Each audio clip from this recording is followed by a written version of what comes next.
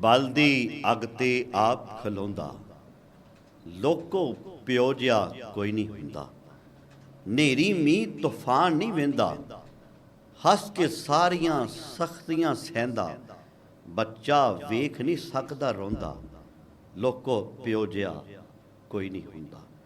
ਕਦੀ ਵੀ ਜਿਹੜਾ ਥੱਕਦਾ ਨਹੀਂ, ਜ਼ਿੱਦਾਂ ਮਨ ਮਨ ਅੱਕਦਾ ਨਹੀਂ।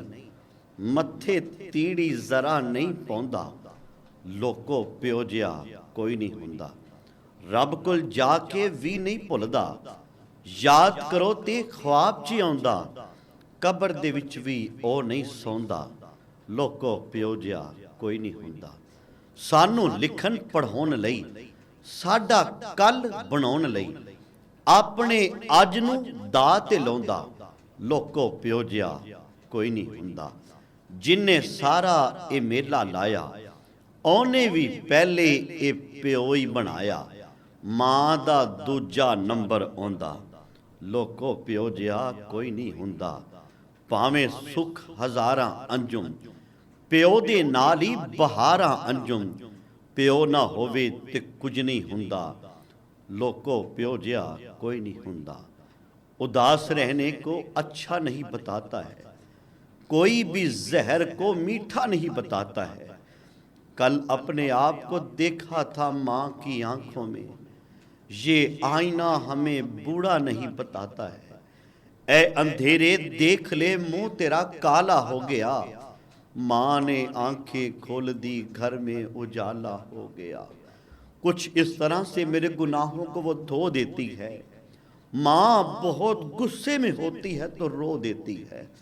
बुलंदियों का बड़े से बड़ा निशान छुआ, उठाया माँ ने गोद में तब आसमां छुआ। किसी को घर मिला हिस्से में या कोई दुकान आई, मैं घर में सबसे छोटा था, मेरे हिस्से में माँ आई। बुलंदी देर तक किस शख्स के हिस्से में रहती है, बहुत ऊंची इमारत हर घड़ी खतरे में रहती है।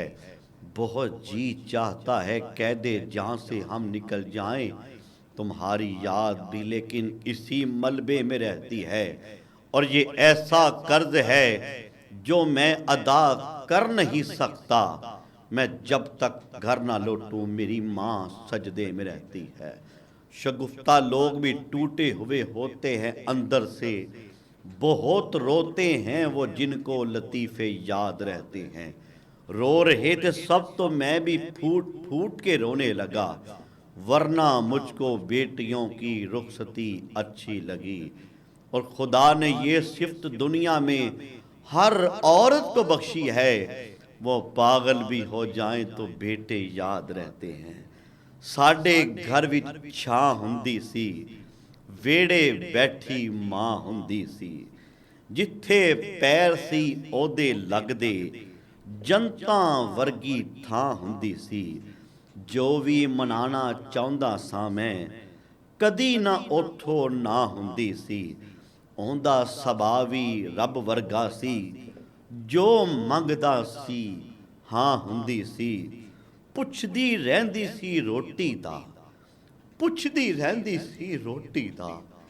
मेरे घर भी मां हुंदी सी, मेरे घर भी मां।